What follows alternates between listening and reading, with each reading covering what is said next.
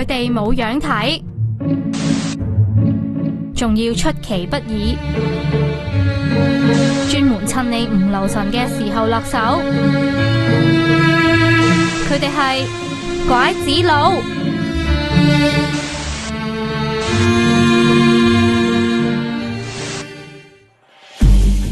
近日港九新界都出現拐子佬驚魂，有幼稚園向家長發通告，甚至報警。啲驚，因為都分辨唔到係咩人。而家啲小朋友好聰明噶，佢根本唔識嗰啲，佢點會信你啫？佢細個試過啊，佢話中意米奇老鼠咧，人哋屋企好多啊，你去我屋企睇啊，佢又肯跟人去嘅。點解唔去啊？如果佢有米奇老鼠咧？我依家唔中意米奇老鼠，可能會佢加咗啲乜嘢都唔知，然後咧食咗好似會暈咗，會帶我走。唔想日日提心吊膽，要先從了解拐子佬犯案手法開始。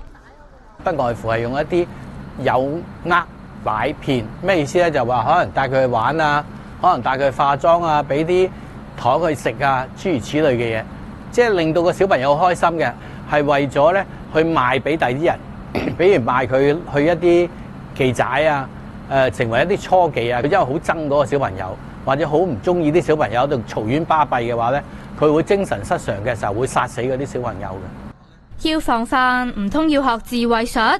黎定基話：小朋友嘅力量難以獨自對抗拐子佬，等佢教你幾招保護學童。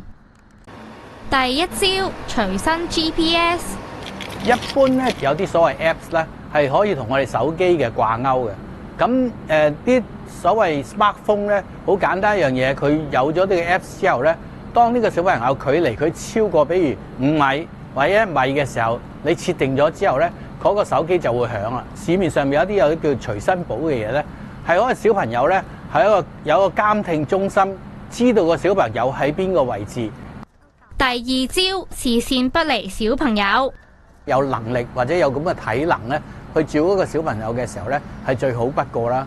同埋咧跟出跟入啦，因為咧有時比如有啲父母咧走埋一堆傾偈，而又放咗小朋友去玩嘅時候咧，啲父母傾得入神，或者啲照顧佢嗰啲工人傾得入神嘅時候咧，個小朋友就好容易失蹤啦。第三招，教精小朋友。小朋友佢唔會分析真同假嘅，佢只有一種親昵嘅關係。呢種親昵關係就話人哋對佢好，佢會對翻人好。所以最緊要問題就係，如果遇到陌生人嘅時候，一定個小朋友好快翻自己熟悉嘅，教佢翻去自己熟悉嘅人嘅身邊。黎定基建議香港仿效外國設立網絡平台，俾人將失蹤小孩嘅資料擺上網，發起更多人去揾。佢話喺外國有90%嘅失蹤兒童都係咁樣揾翻㗎。東網電視記者張嘉敏報道。